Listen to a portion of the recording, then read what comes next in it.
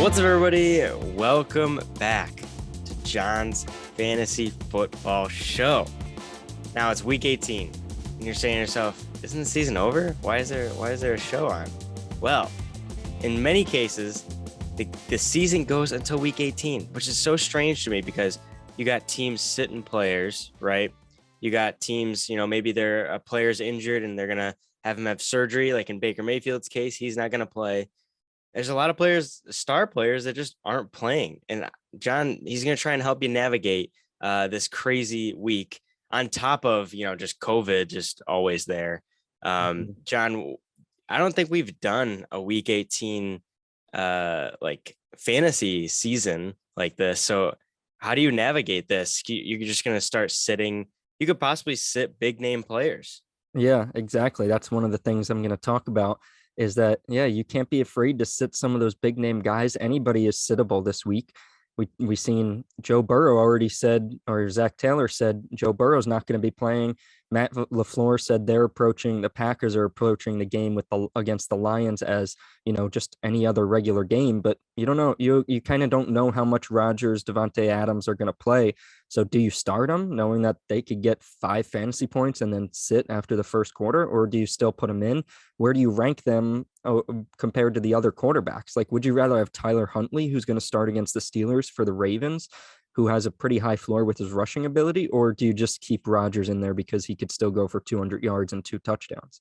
So that's some of the things we're going to talk about in this podcast. Doesn't it seem strange that like the championship is going to be decided in this last week when if you have a Joe Burrow, Devontae Adams, or like any of these big names and they could just cut them at halftime and not play them. And it's like, well, I had the best player and now you'd rather start like Diamond Peoples Jones or something like a bench guy. Right. Yeah, it is really weird. And I mean, I'm happy that I'm not in any leagues this season that go until week 18. I think the ESPN default setting is that the week 17 and week 18 will combine and that'll be the championship. So a lot of people are probably maybe up by like 20, 30 points against their opponent and just need to hold off. And some people are maybe down 30 or 50 points and just need some miracle to come back. So it's definitely weird and I don't like it. I mean, it's fun to navigate all this stuff, COVID and people sitting and stuff, because I like to make bold decisions. So I would probably sit some big name players, but I'm just glad I'm not in that situation. All my leagues are over, which is disappointing because I love fantasy football. And I was telling a lot of people that were messaging me on Patreon and stuff. And I was like, fantasy football is so fun. Like, it's fun to win, but it's not all about getting first place. It's all about the camaraderie that it brings throughout the season, talking to your friends and family and about the matchups this week and what players you have, what players they have, who's going to win that matchup, the standings, the players available, like just making trades with everybody. It's just fun, to experience that on Sunday and track your players. So it's not all about winning, although that would make it fun. It's just about all the fun that it brings in those small moments. So you definitely had to enjoy that.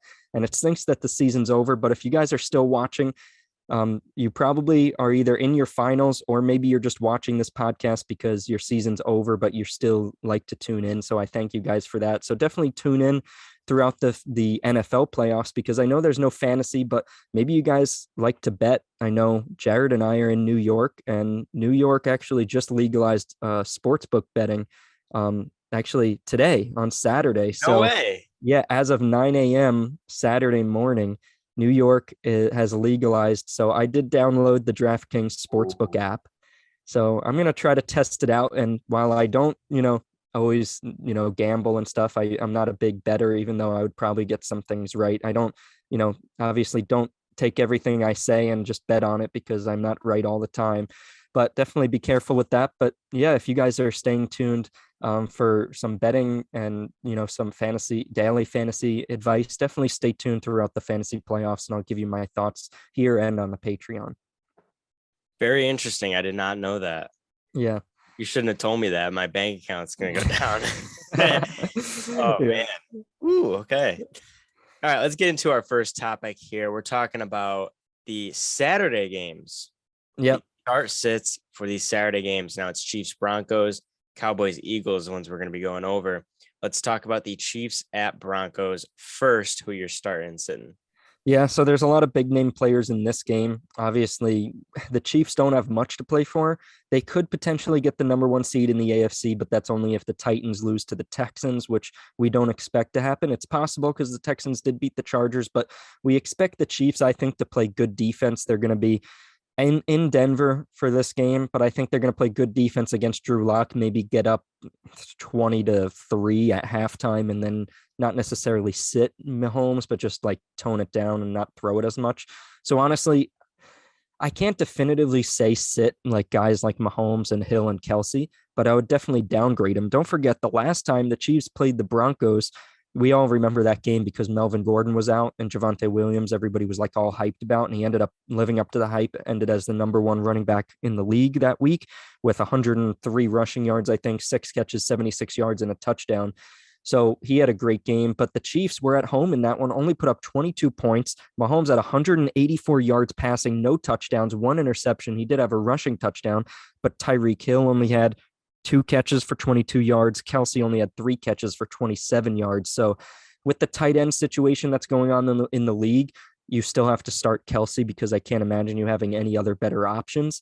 Tyreek Hill, there might be some other better options at wide receiver this week. Obviously, he could catch a deep pass, but he's just hasn't been that receiver for a few weeks now where he's going for deep routes. So I would downgrade Tyreek. I would downgrade Mahomes. Kelsey, you're probably still starting. And then Damian Williams or Darrell Williams without Clyde Edwards-Helaire there. He's probably a high-end flex, maybe a low-end RB2 for me because of the matchup and because I expect Derek Gore to get some work as well, because why put Darrell Williams in there the whole game? I don't expect any of these guys to get over 20 fantasy points. So if you have some similar options, I would go with the other guy. Just be careful about them. And then on the Broncos side, obviously, there's not really many guys you're going to start. Fant, you're probably not starting. The only two guys are Melvin Gordon and Javonte Williams. I'd say Williams is the better option there, but obviously, when both guys play, they kind of split work. So just be careful about them as well. Kind of a downgrade all across the board. I know that's what it sounds like. Yeah, it just doesn't seem like it's going to be a very entertaining game to me, at least. Yeah, both teams don't really have anything to play for. Right. So, all right, we're moving on to the Cowboys Eagles.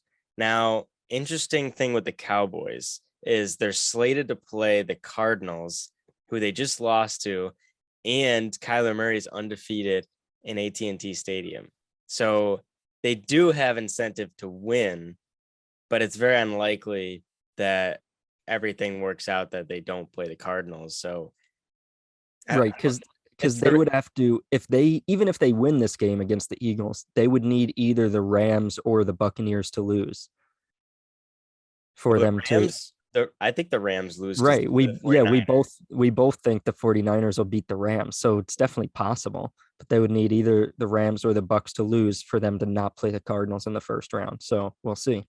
And it's tough because it's a Saturday game, so they're playing first. Right. So they're just going to have, the Cowboys are just going to have to try to win. Yep. Okay. So who are you starting and sitting for this game? Yeah. So honestly, on the Eagles side, Sirianni, a lot of people have been asking him, well, you already clinched a playoff spot. You're either going to end up in the 6th or 7th wild card. Like, does it really matter? He's like, yeah, we don't really know if we're going to play starters yet. I mean, it's almost game time, so he's got to know at this point. But like, Hurts has been dealing with that ankle injury. He might not play the whole game. I think, Boston Scott, Jordan Howard, they're both on the COVID list. Miles Sanders has a broken hand. So Kenneth Gainwell is like their starting running back, basically. So like, I don't see the Eagles starters playing the whole game. Honestly, like, I'm downgrading Hurts and Devonta Smith, Goddard, Gainwell. If Scott and Howard sit, then Gainwell I would start because he would be the only running back other than like a practice squatter that they bring in. As far as the Cowboys, you're probably still starting Dak. I mean, Zeke and Pollard are going to be Zeke and Pollard. Like, they're going to get around their projection. I mean, it depends if they get into the end zone or not. And then you got Cooper, Lamb, and Schultz. And honestly, CeeDee Lamb, I probably wouldn't start. And Cooper, I probably wouldn't start with Darius Slay on him. Schultz, I think, would be the best option out of them because Lamb really hasn't been involved much in this past game since Gallup came back and Cooper started complaining. They've been getting the ball more. So, I mean, Lamb, I don't really trust, but as far as Dak, there's not a lot of better quarterbacks available this week. So I would probably still start Dak, but just obviously I would downgrade Cooper, Lamb, Zeke, and Pollard. Schultz, I would probably keep in the same ranking, right on that borderline top five. But everybody on the Eagles, I would downgrade. Okay. Moving on to the Sunday slate for week 18, we're going to be choosing to either upgrade or downgrade these players. Let's start with who you're upgrading. Yeah, so some of the upgrades for this week, I mean, a lot of these upgrades, it has something to do. You'll see a trend with these teams that are playing for a playoff spot. I mean, teams that kind of need a win to get in, kind of like the Colts, the 49ers, Chargers, and Raiders playing that game on Sunday night to see who gets in. Those teams are going to go to the guys that they've been going to most of the year. They're going to find ways to get those guys the ball. So my number one upgrade is Jonathan Taylor. Whatever expectations you had for him this week, just upgrade him. If you're playing daily fantasy or if you're placing any bets, I mean, I don't want to give any advice on that stuff, but I'll probably be placing a bet that Jonathan Taylor goes over, whatever his projection is for his rushing yards, because the Colts are going to give the ball to him a lot. And don't forget, last year when the Colts and Jaguars played in week 17, now this game was in Indianapolis last year, but Jonathan Taylor had over 250 rushing yards and 2 touchdowns. So just to keep that in mind, Philip Rivers was the quarterback. It doesn't matter much, but we did see that stat that the Jaguars are 6-0 against the Colts at home in the last 3 years, which is crazy. But I still think the Colts are going to win this game and win this game pretty comfortably. And then Michael Pittman, I also like, because they're going to try to get him the ball. They're going to be able to move the ball down the field. And I've had Pittman on my must-sit list a lot. I've only had him on my start list once, and that's when he played the Titans, had 2 touchdowns. So I do like him this week. I'm not sure if I like him to get 2 touchdowns, but I do like him to get over 50 yards and a touchdown probably. Hunter Renfrow and Josh Jacobs in that Raiders game. Look, Waller might be coming back from injury this week, but he's going to be limited, I'm sure. And the Raiders are going to have to throw to beat the Chargers, because the Chargers are going to throw to beat the Raiders. I think this is going to be a high scoring game, both teams over 20 points. And for the Raiders to score 20 plus, it's going to have to go to Renfrow. It's going to have to go to Josh Jacobs. So I like them, upgrade them. Also, Eckler and Keenan Allen, those are the 2 star players on the Chargers. You use your star players when you need to win. I like those 2 guys. And then Kamara and Taysom Hill, I like both of them, because the Saints, like we talked about, if the 49ers lose and the Saints win, the Saints would get in. So Kamara and Taysom Hill against the Falcons, they should be trying to get them the ball, rush the ball a lot. And then some guys that don't necessarily have games to get into the playoffs, but do have good matchups. Devin Singletary had 2 touchdowns last week. It was the first game that the Bills actually had more rushing yards than passing yards all season. Deonta Foreman, Titans running back, at over 120 yards and a touchdown last week against the Dolphins, gets the Texans this week. Pretty bad run defense. Mike Evans with Antonio Brown out, Godwin out. I mean, how much more? Fournette out, Ronald Jones out. How much more can you want? Like, Mike Evans is going to be targeted 10 times in this game. I like him. And then Chase Claypool with Deontay Johnson on the COVID list if Johnson doesn't end up playing. Maybe a tiny bit of an upgrade for Claypool.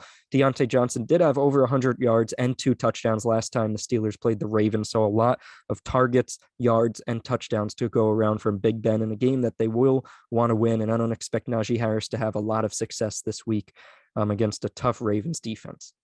Yeah, I was surprised with the Steelers how little. Well, they threw a lot, but it wasn't as high scoring as I thought it was going to be. I thought Big Ben would be like slinging it around, but that offense was just terrible. I know, it was just horrible. They couldn't connect on anything. It was just giving it to Najee Harris a lot of the time, and he finally broke out.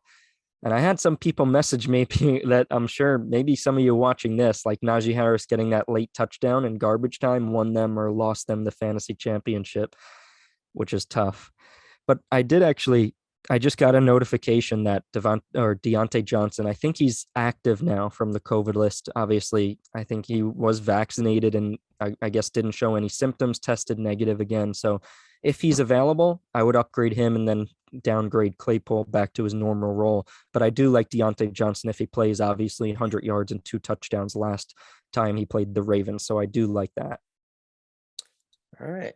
Yeah, I saw on TikTok, this guy had Boswell and he needed 16 points. Yeah. And that extra point that was kicked from Najee's touchdown put him over the edge to win. That's literally insane. Things like that are just crazy. Imagine watching that, like as the opponent being like, all right, no way his kicker has his best game of the season and gets 16.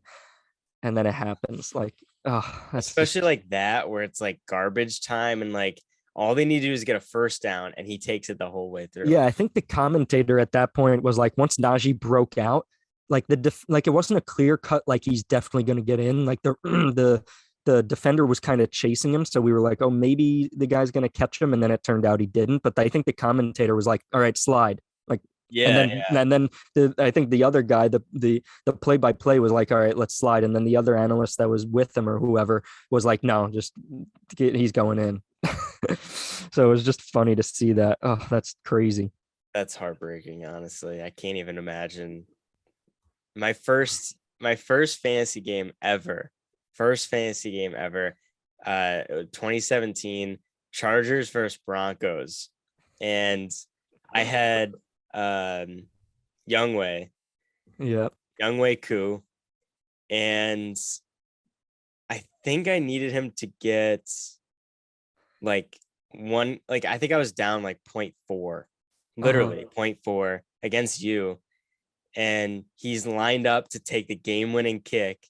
And I'm like, let's I freaking remember go. were we watching this No, together? I was in bed. I was in bed watching on my phone. And I'm like, oh, let's go. This is gonna happen. And dude, it was one of the worst kicks I've ever seen. He like pulled it straight to the ground. And I'm like, oh, gotta be kidding me. So I lost by 0.4 my first fantasy game. And not only that, but your Chargers lost. So it was just a double That too. whammy. Yeah, that just was ugh. Ugh. It makes me sick. Makes me sick. This is why I say kickers are so important. There's Yep. two positions that I stress the most during the season, and it's tight ends and it's kickers. Everybody else doesn't. You and me are different. I just care about wide receivers, to be honest. Well, yeah, wide receivers, But yeah, kicker. my running backs hurt. But no, kickers and tight ends, they have the biggest like separation. Like if you have a really good tight end, then the other person has an average one. The average one might get like four, Right. 4 to 8, but then your star one could get upwards of 20. Right. The biggest separation. Same with the kicker. But True. I'm on a rampage right now. Let's go to the people that you downgrade. Now the people on this list. I'm shocked that the word downgrade is next to it, but I got to remember that it's week 18 because these are Right. star players. So yeah, why don't you go Yeah. into that? Well, the first three on the list that Jared is referring to is Aaron Rodgers, Aaron Jones, and Devontae Adams. So, like I talked about before, we don't know how much the Packers like players are going to play, but that's one of the reasons why you guys are watching me right now is so, you guys are like, well, John, I know nobody knows, but tell me how much they're going to actually play. So I was able to use my time machine and no, I'm just kidding. Oh, but, broke it out today. Yeah, I just decided to shake the rust off of it.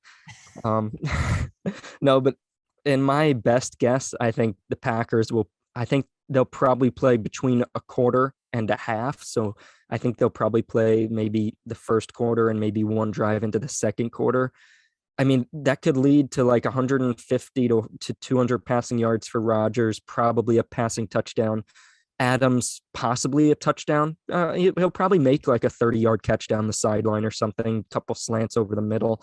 So maybe, and then Aaron Jones. Remember, Dylan is also there, but Aaron Jones has had that knee injury, so maybe they try to rest him. Honestly, Aaron Jones, I would definitely sit. I wouldn't consider starting him. Devontae Adams and Rodgers, I mean, you could consider starting them, but I would rather have Huntley over Rodgers. And then Devontae Adams, I would rather have somebody like Michael Pittman over Adams. I mean, if I had to project Adams for something, maybe 5 catches for 60 yards, or maybe like 4 catches for 40 yards and a touchdown, like 14 fantasy points. I find it hard to believe that he's going to get over 15 fantasy points. And same with Rodgers. I'd be shocked if either of them broke 15 fantasy points. So just keep that in mind. I think Huntley has a much better chance to hit 15 than Rodgers does. But obviously that's your guys' call. It's a very tough decision to sit those big name players, but sometimes you have to do it. And then I was just talking to Jared before about it. Burrow is sitting, Mixon's on the COVID list. T. Higgins, I mean, with Brandon Allen at quarterback, they haven't said if T. Higgins, Jamar Chase are going to sit yet, but how can you really trust T. Higgins, Tyler Boyd, Jamar Chase that much with Brandon Allen at quarterback? You just can't really trust it that much. So I would rather have a lot of guys over T. Higgins this week. Nick Chubb, honestly, I actually see him on my downgrade list now. I wouldn't downgrade him that much. He does have a tough matchup against the Bengals, but with Case Keenum at quarterback, and Dearness Johnson on the COVID list and Kareem Hunt questionable, it could be a Chubb as the only healthy running back. So I would probably still start Chubb. I wouldn't downgrade him as much now, just thinking about that. Sony Michel, a little bit of a downgrade. I know Henderson is still out.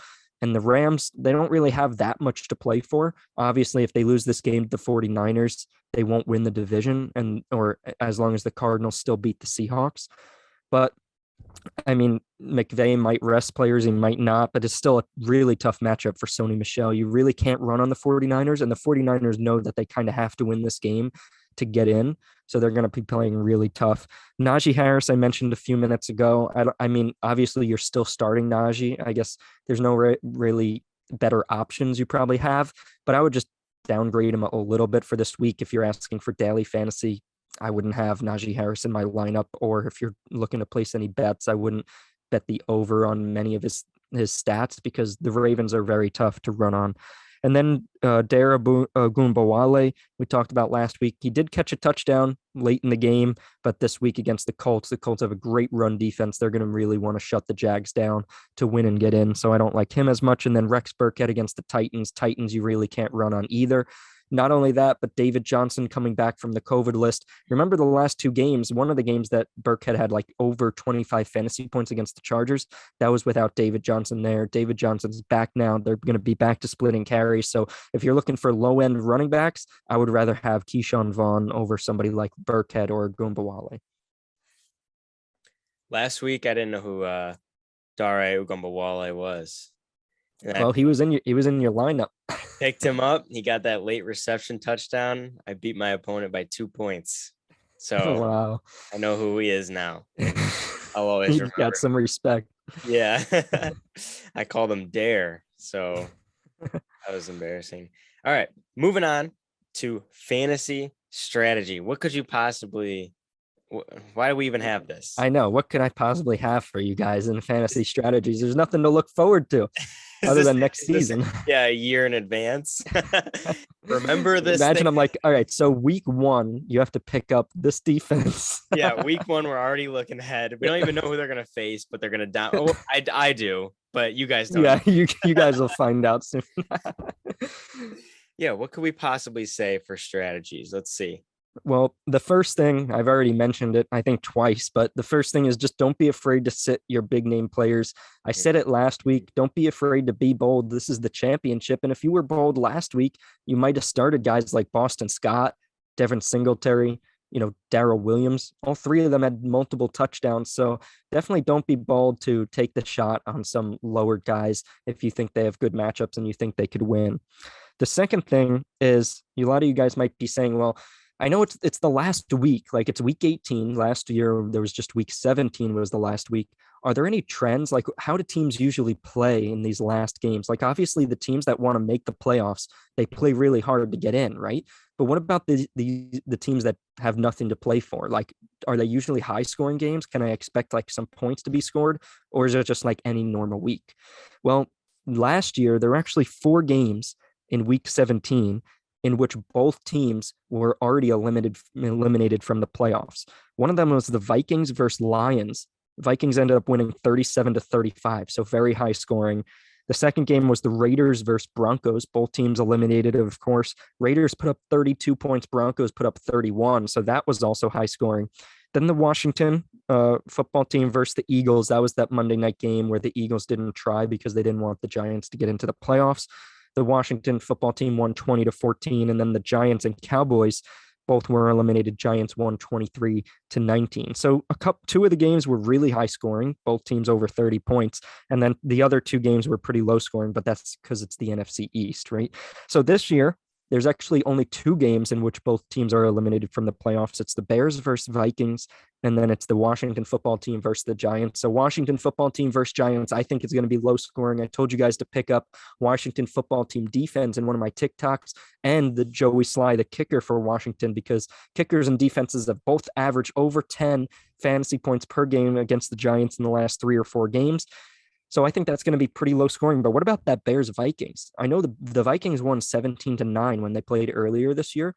Maybe it opens up a little bit this game. Andy Dalton's going to start at quarterback. Darnell Mooney, I would upgrade. David Montgomery, I like. Jefferson, I like. Cook, I like. Maybe Kirk Cousins is a good streamer. If you're looking for somebody to replace Burrow or even to start over Rodgers, you might want to take the chance on that. Maybe it could be high scoring. Neither team has anything to play for. They're just going to go out. Coaches are going to be like, all right, go out and have fun, guys. Like we'll call plays, but like don't get injured or don't do anything stupid, but just have fun, like it was a great season. So maybe that could be high scoring, but those are the only two games I'm really looking out for that.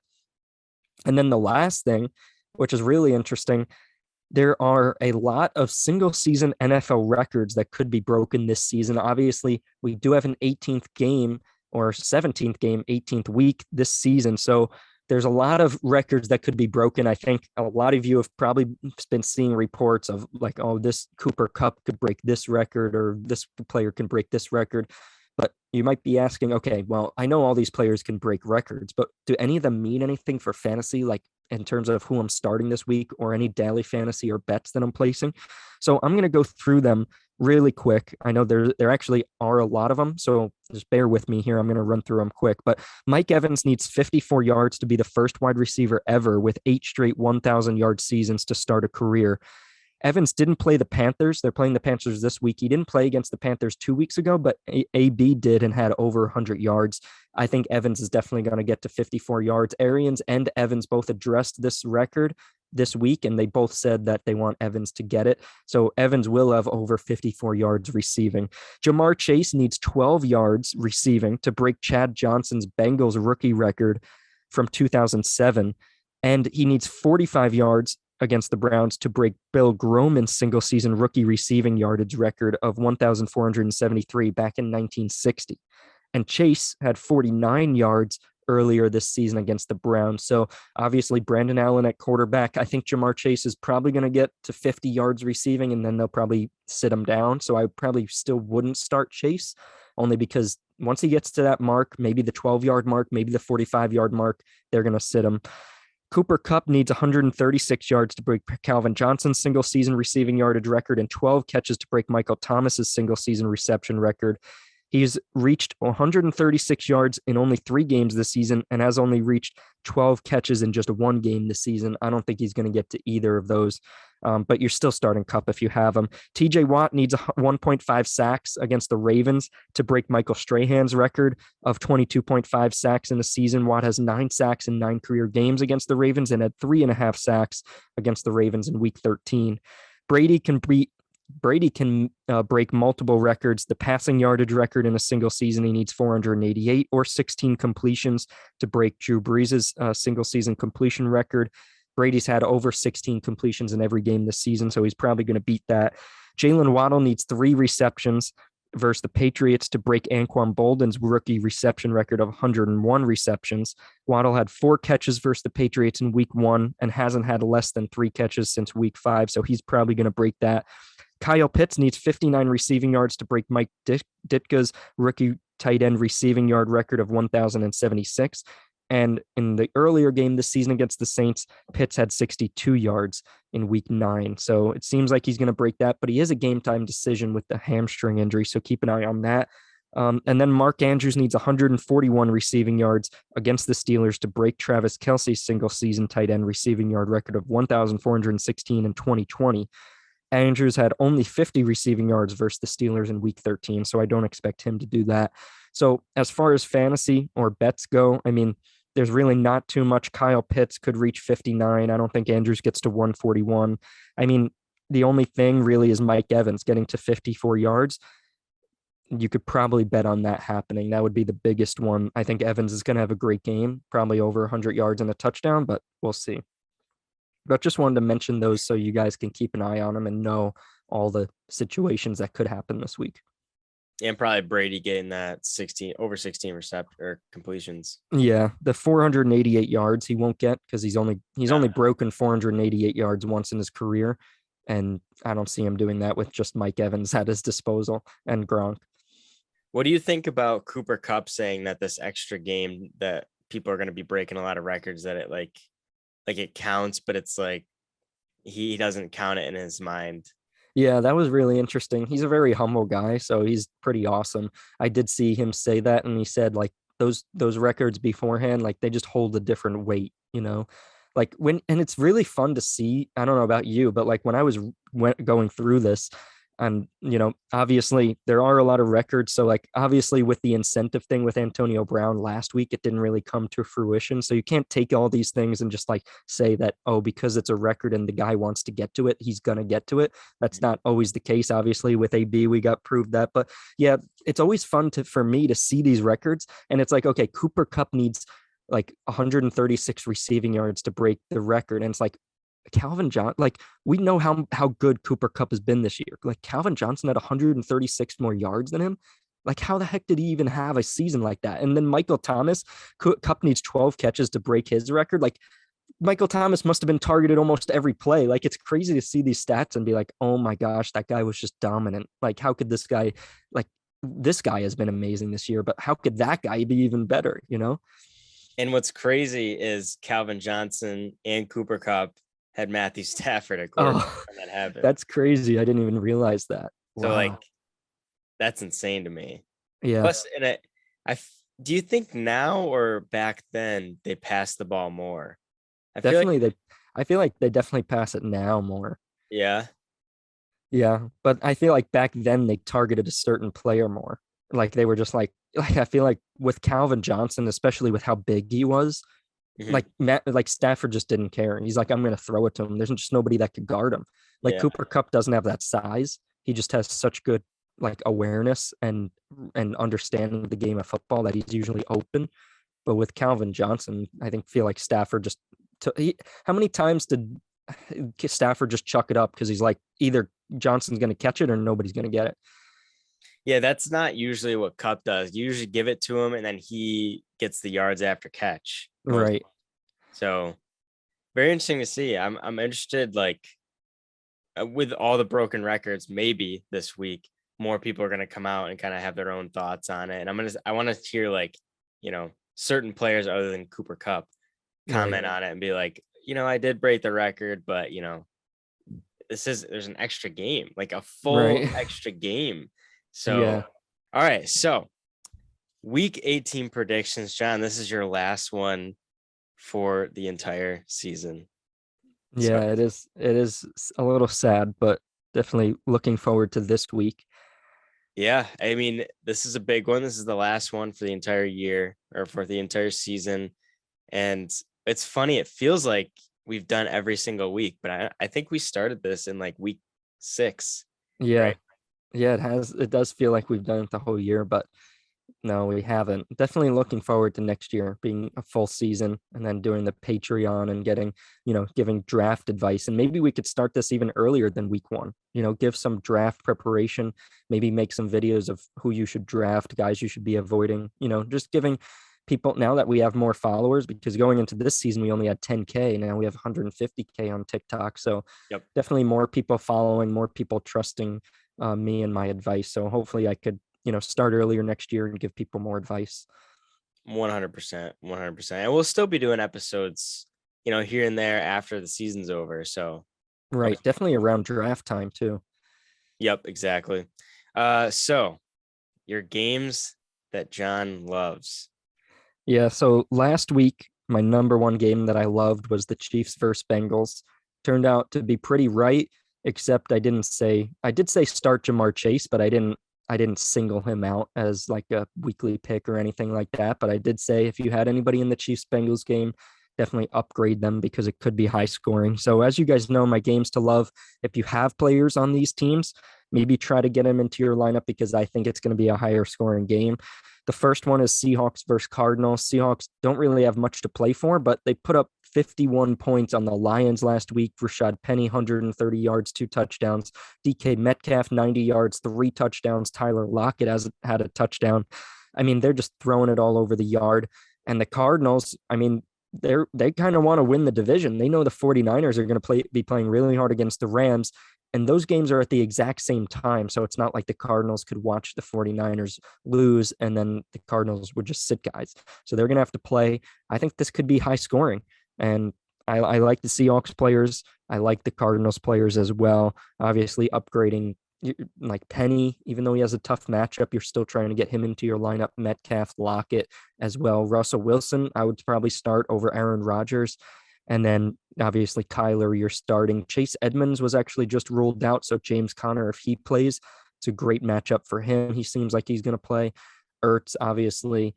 Christian Kirk. I don't really like Wesley as much. I know, Jared, you and Jonathan broke down some film and saw Wesley get a touchdown.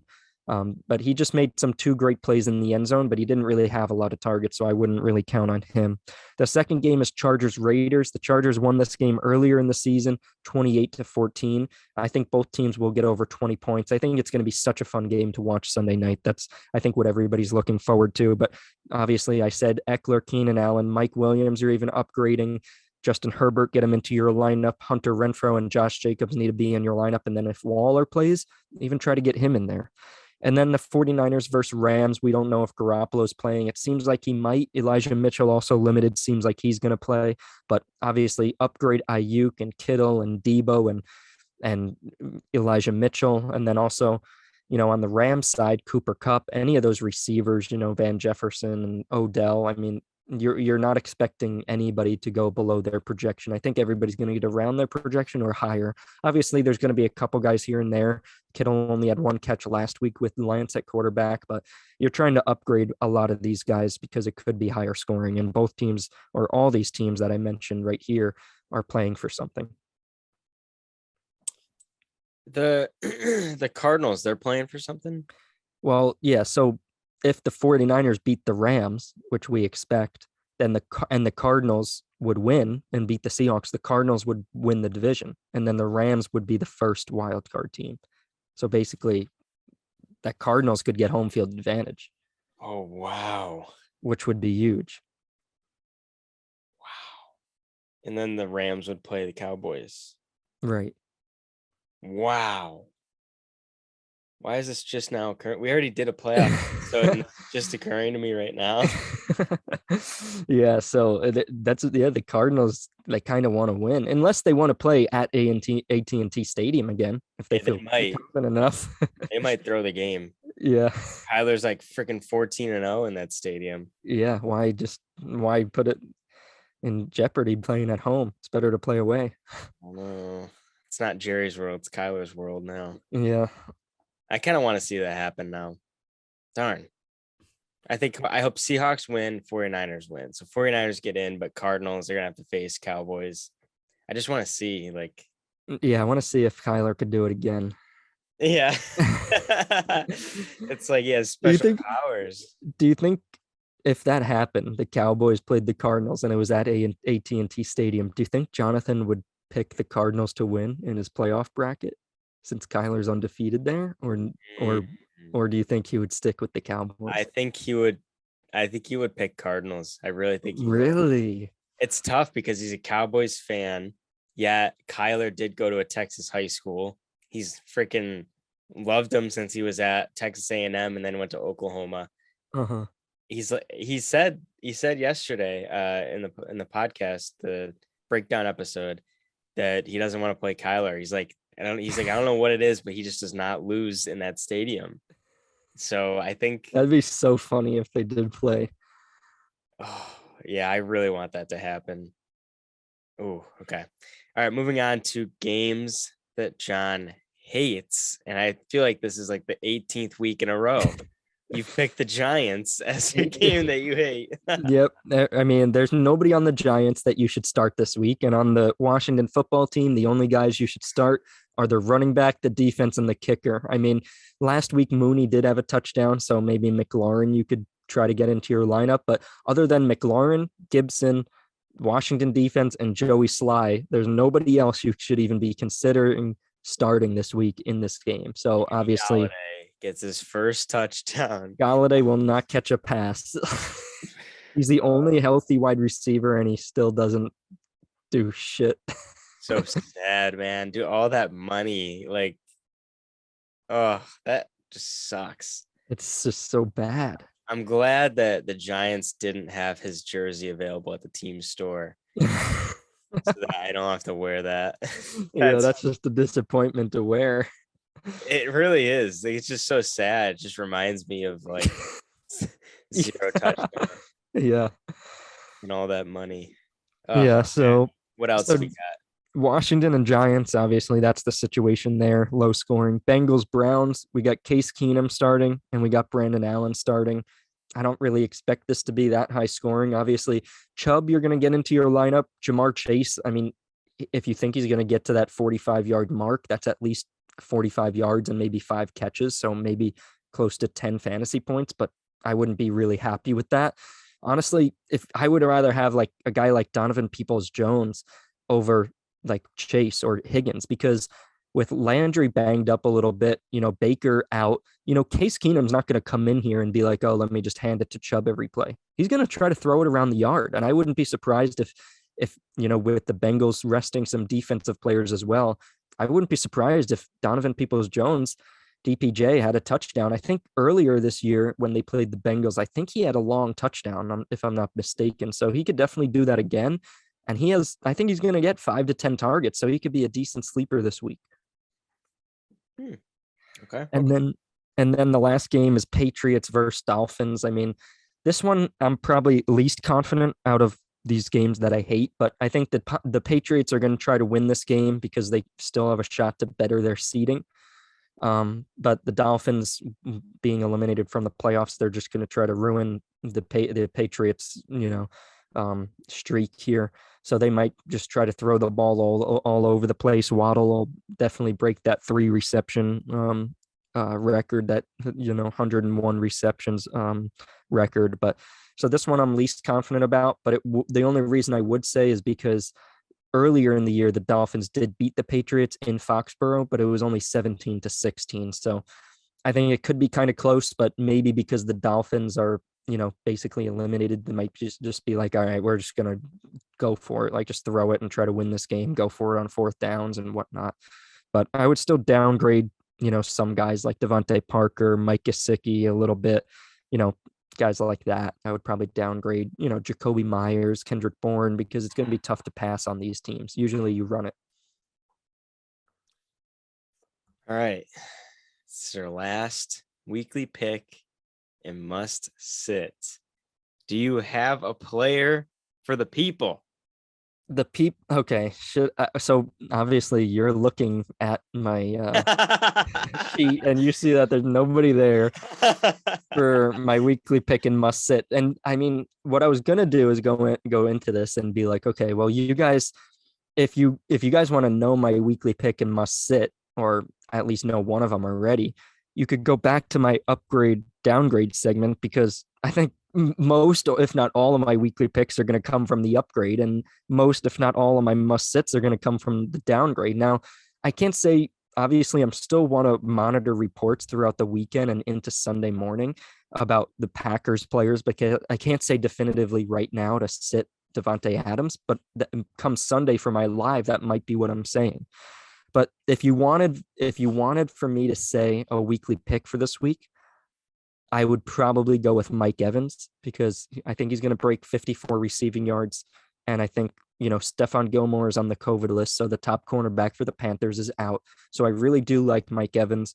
Last time I chose Mike Evans as a weekly pick, he was my number 1 pick. He had 3 touchdowns against the Bears. So just keep that in mind. It's kind of like Michael Pittman. I don't know. There's just certain players that I get right. And Pittman, he's been on my must-sit list 3 times. And every time he's gotten below his projection. 2 out of the 3, he's gotten below 5 fantasy points. And I think he averages like 7 fantasy points when he's one of my must-sits. But when he's one of my weekly picks, he averages, I think I just picked him once and he got 30.9 points. So Mike Evans, I like this week. And if you're asking me to pick somebody to must sit, I would probably, if you wanted to give you a name right now, I would probably say Devontae Parker with JC Jackson. I usually say the Patriots like to shut down your best guy, and not necessarily is Parker their best guy, but he did get targeted 13 times last game. He only caught 4 of them. But I would say since he lines up in the outside, JC Jackson probably going to be on him. I would downgrade Parker and I would upgrade Mike Evans this week. So definitely stay tuned for Sunday, my live. Maybe not my last live of this season. So definitely it's the last scheduled live, but maybe there'll be a live where multiple people on Dorm Debate could go live, maybe between playoff games or maybe before some playoff games. If you guys, definitely comment on this video if you guys, want to hear more, like if you guys are interested in daily fantasy or watch this for daily fantasy or placing any bets. Not that I want you to guys to gamble and stuff like that, but if you guys are interested in that, definitely let me know. I could go live, Saturdays or Sundays before some of the playoff games to give some thoughts. So definitely let me know about that. That would be great to go live again. I mean, the last live you had, I don't know, 40K total people. Mm-hmm. So obviously the lives are very popular amongst Yeah. everybody. So if we can keep those going, we'll find new ways. I mean, we created this show in week 5 and look how big it's gotten. So I'm sure that we can come up with something for the live shows. I know that last year we did giveaways. A lot of you guys probably weren't there for it, but around the Super Bowl, I think the morning of the Super Bowl, we gave away a NFL store gift card. We gave away stickers. We gave away Madden 21 at the time. And the way you won it was like answering trivia questions. So we would be on live and we'd be like, oh, who kicked the most field goals this year? And then whoever answered first would get, the prize. So we'll probably do something like that. Something similar to, reward the fans. We were supposed to do 100K giveaway. Then all of a sudden we hit 150 so fast we didn't even have time to get a giveaway. So we should just do one, massive giveaway for the season ending and reward some of you guys, because I mean, this show wouldn't be anything without the fans. Yeah, exactly. We definitely appreciate all you guys for listening to this and joining the lives, but definitely we should definitely do a giveaway before the Super Bowl. I mean, Super Bowl at the latest, just because like I feel like we'll have more of our audience like being attentive to our channel and our shows throughout the playoffs than after the Super Bowl. We'll have to figure it out. Maybe we'll give away some Super Bowl tickets. Oh yeah, we can afford that. The Super Bowl parking tickets. I don't even think we could afford that. We'll print their parking pass from Staples. Yeah, we'll print it out for you and email we have 50 cents, I think. Oh, geez. Yeah, all our money went to the Airbnb and to the tickets for the Giants game. So, and we'll have are we gonna have some content being released either on YouTube or TikTok, like from content that we created at the Airbnb or at the game? Heck yeah. So we have 3 total YouTube videos that are going to be posted throughout the playoffs and maybe through the off season. It's a full podcast of how we met. We did a What's in the Box video and we did a Whisper Challenge video. So if you're into the YouTube scene, that's kind of what, you know what the Whisper Challenge is, What's in the Box and whatnot. So that is going to be throughout the playoffs or in the off season. And then we'll probably cut up a bunch of things for TikTok to post on there as well. And then we did interviews that I still have to edit together. John went around and interviewed a couple of people in the tailgate before we went into the Giants game. So that's another thing. And we vlogged the whole thing. So yeah, there's a lot of content. It's a lot of footage between me and Caleb. So it's hard to like transfer everything back and forth so that we have everyone's footage. But once we get that sorted, then there'll be more content from there. But yeah, I mean, yeah, I don't know. So let me wrap this up. I mean, this is the last one. Well, not the last show, but the last one for, fantasy picks that are relevant for the week. So we just want to say thank you to all you guys who have supported this throughout the whole season. When we started, this was John's idea back in week 5, week 6. he's like, oh, we got all these followers from fantasy. Maybe we should do a longer form content for them so I could actually explain all these picks instead of just saying one word answers to all these guys.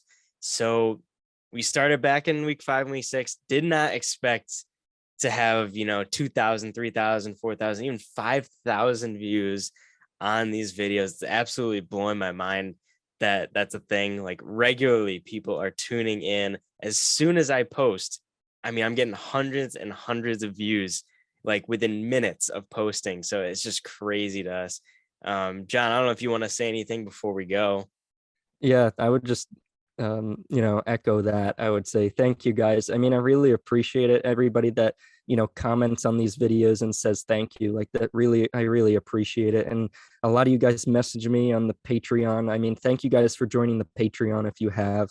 We really appreciate, the support because like we said, we really don't make any money. Like it's just from TikTok where we make like maybe what, $30 to $50 a week.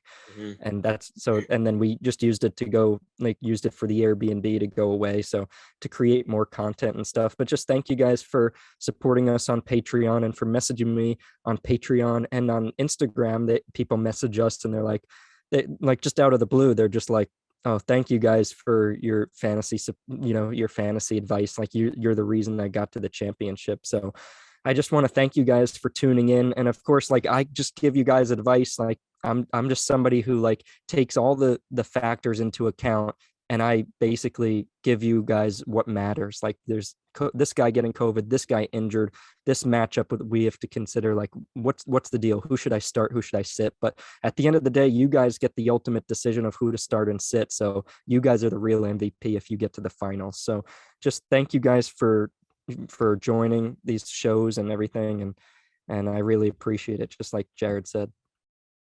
Yeah, we're really happy that you enjoy this style of content, this long form content. It was definitely not as popular as on TikTok, with the short form. People like everything so, quick, and they want the answer fast and all this stuff. So it was definitely a risk to do this longer form. And it looks like it worked out, and we're excited for next year as well. And excited for the off season, but more excited for the next season now that we've got, a full season under our belt. But we're super glad that you guys enjoyed. So hopefully you guys enjoyed this one. If you did, leave a like on this video, comment down below any of your questions for John, and we will see you guys next week. Hopefully, as I said last week, you're holding up that fantasy football trophy. See you guys next week. Thank you guys again. All right.